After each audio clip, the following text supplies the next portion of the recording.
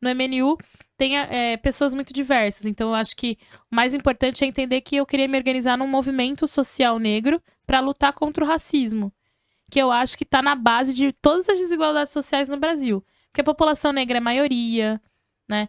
E ela é maioria em números de pessoas no Brasil, 56%, segundo o IBGE. E também, assim, maioria não em direitos. Maioria nas piores mazelas. Maioria entre os com fome, os sem teto, os sem terra. A maioria entre os negligenciados na saúde, né? Com os piores salários. Então, não é uma coincidência. Isso é herança da estrutura do Brasil, que teve quase 4 séculos de escravidão. E a gente precisa fazer com que o Estado entenda isso, repare isso e que a sociedade ensine que tem que ser diferente. Então é por isso que eu entrei no MNU. Tá, e lá dentro, como você falou que teve os avanços, começa a fazer essas leituras internas lá, olha, eu entrei na cota, eu briguei lá atrás, eu acho o máximo. Mas a sociedade, como ela enxerga? A gente tá falando assim, vamos lá, a sociedade dos extremos tem que conscientizar, tem algum um projeto que vocês fazem, tipo, que nem amanhã vai ter o 20 de novembro, que é a marcha, né? Que é, mas assim, pô, a gente tá conversando aqui, a galera na escola tá ciente, tem alguma palestra, tem algo que vocês façam pra, tipo, conscientizar esse jovem, falar, olha, você tem seu lugar de direito. Então, o Movimento Negro Unificado, ele ajudou a formular a Lei 10.639. Tá. Essa é uma lei que foi aprovada no Estado brasileiro, mas que ela ainda não é implementada. E a Lei 10.639, ela é uma bandeira nossa até hoje do movimento negro no Brasil, porque ela fala sobre a implementação da história, da cultura africana nas escolas. Então, o direito a todo cidadão, negro ou não negro, saber parte da história do Brasil. Que é toda essa contribuição, que a gente fala que o Brasil foi africanizado, né? Sim. Com as bilhões de pessoas que vieram para cá e todos os nossos descendentes até hoje.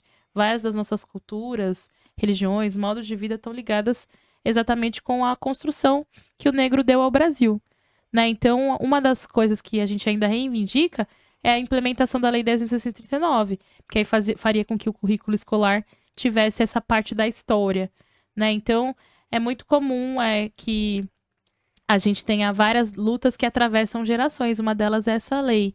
Da mesma forma que o Feriado Nacional da Consciência Negra foi uma forma de pautar uma data com a sociedade que ressignificasse uma série de elementos históricos, né? Então, o Dia Nacional da Consciência Negra ele é no 20 de novembro, por quê? Porque é o dia que Zumbi dos Palmares, que foi uma das maiores lideranças do Quilombo dos Palmares, que foi um quilombo que existiu e resistiu durante a escravidão ao sistema colonial, ele propiciou aquelas pessoas escravizadas, indígenas e brancas um espaço de liberdade onde não havia liberdade e resistiu por um século. Palmares foi destruído pela coroa portuguesa no Brasil, mas existiram pessoas que morreram defendendo Palmares como Zumbi. Então você pega e coloca o 20 de novembro, que é a data que ele morreu, e você torna um dia de um herói, para que o Brasil lembre que existiram pessoas que lutaram contra esse sistema desumano. E aí a gente reconheça também esses heróis como uma visão positiva. O que o Zumbi fez foi bom. O que o Zumbi fez foi importante para a história do Brasil. Então, esse é o 20 de novembro, né? Então, aqueles pensadores na década de 70 que vão formular a importância de alçar o 20 como uma data nacional, o que você faz? Você formula aquilo, né? Você reconstitui aquele fato histórico e através da sociedade civil, você faz uma unidade de ação que você fala aquilo ao mesmo tempo, que você protesta ao mesmo tempo e você pauta o debate na sociedade e você vai mudando os conceitos e os valores até que a sociedade compreenda e não anule aquela parte da história. Então, quando você pega e constrói um Dia Nacional de Luta e fala Dia da Consciência Negra, você está pautando, inclusive, as pessoas entenderem como parte desse processo, tipo, como herdeiras de Zumbi. Então, o conceito da negritude, o conceito de ser negro, ele vem, inclusive, de um período em que o Brasil, enquanto Estado e instituições no geral, para descaracterizar o fato de que a gente era a maioria do país, nos multiplicava em muitas coisas. Nós éramos tudo, menos negros, menos um povo só. Então a gente era moreno, mulato, mameluco, cafuso. E aí, mas todos eram negros, todos vêm do mesmo processo, uma mesma compreensão de fenótipo e história. E aí, a consciência negra é você entender que ser negro é ser um lugar social e aquele lugar tem uma série de consequências e poréns. Então, quando você é negro no Brasil, diante das desigualdades, aquilo tem consequências. Então, se você tem consciência daquilo, você passa a se entender enquanto parte de um processo. Então, a consciência negra, ela deixa esse legado pra gente.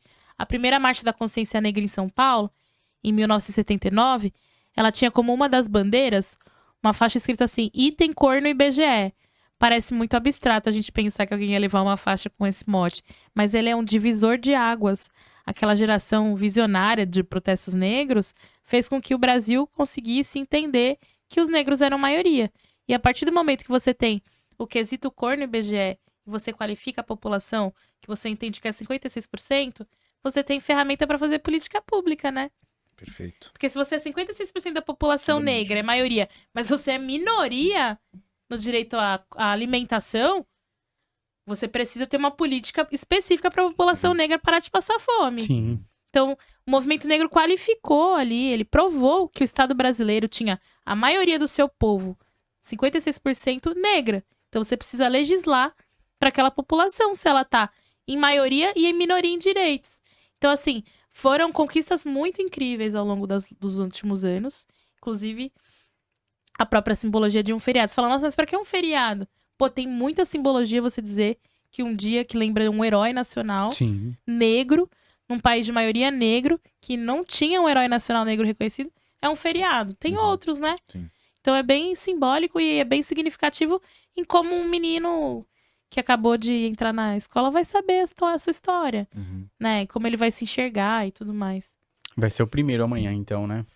Vai ser o primeiro feriado nacional. Nacional. Antes era É. São Paulo, tinha Sim. alguns lugares. só, Olha né? só, foi uma árdua luta. Sim. Quanto tempo?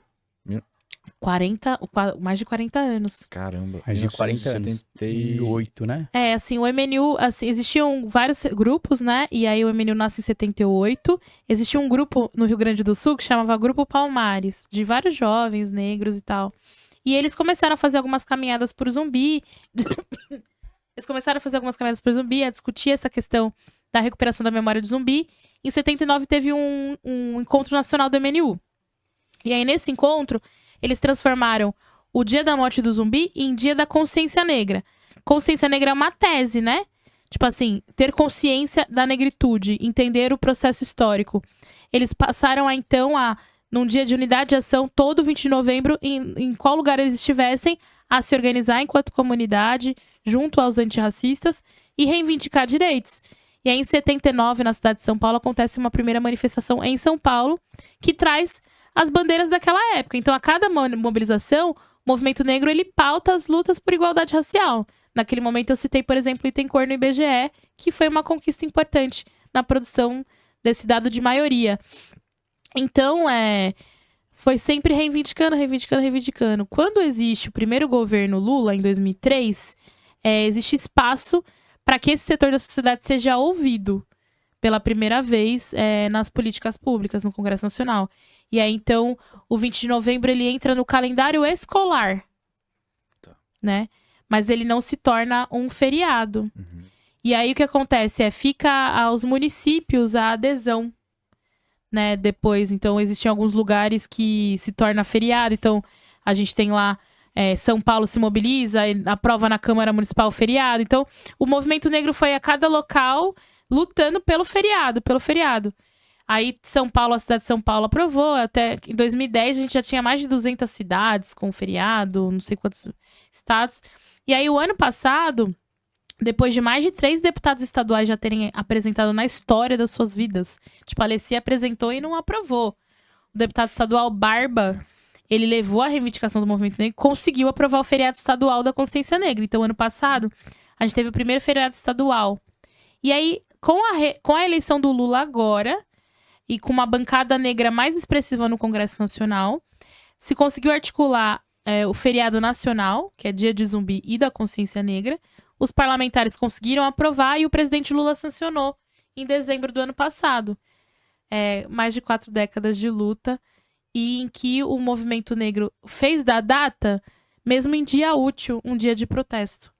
Ou seja, trabalhadoras e trabalhadores paravam para fazer uma manifestação em um dia para marcar aquela data e insistir que aquela data era uma data de lembrar sua história, reivindicar os seus direitos, até que conquistaram um feriado. Isso é muito bonito. Muito. É muito realmente. bonito.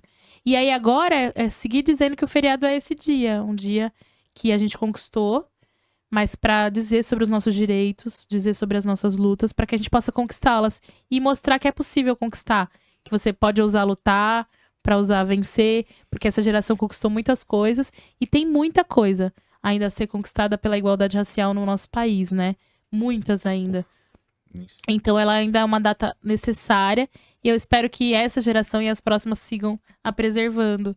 E eu acho que, sobretudo, 20 de novembro, ele ajudou a questionar a narrativa da história do Brasil. Porque por muito tempo se colocava a ideia de que o Brasil tinha uma democracia racial, de que negros e brancos viviam em perfeita harmonia, que não existia desigualdade. E que, inclusive, nós éramos passivos, que a Princesa Isabel assinou a Lei Áurea. Só que, assim, o Brasil foi o último país do mundo a abolir a escravidão. A Princesa Isabel assinou a Lei Áurea depois de muita luta dos abolicionistas no Brasil. A gente tinha pessoas como Luiz Gama, que na sua trajetória enquanto um advogado e jornalista, havia liberto centenas de pessoas através de processos jurídicos, através de teses jurídicas, movimentos abolicionistas, quilombos, revoltas, motins. Então não foi de uma maneira passiva, foi com muita luta que a gente conquistou a Lei Áurea. Mas a gente também queria mostrar que nós tínhamos heróis, né? Que não era da boa benevolência de Isabel, né? Enquanto representante ali da coroa portuguesa naquele momento e do Estado brasileiro naquele período histórico. Mas, sobretudo, pela resistência de luta, de uma ferramenta que foi importante na história do Brasil, que tem territórios remanescentes até hoje, que são os quilombos. Imagina que você tá numa colônia, num espaço de escravidão, e aí existe um território que você entra e ele é um território livre. Uhum. Em que aquelas pessoas, independente da cor, são seres humanos. Porque os negros não eram considerados seres humanos. Os quilombos propiciavam isso. Espaço de agricultura, moradia, subsistência e luta para derrubar o sistema colonial naquele momento. Contar isso é relevante na história do Brasil. E é isso que o 20 de novembro nos ajuda a lembrar. De Zumbi, de Dandara, da resistência negra. Então, acho que é bem bonito esse feriado.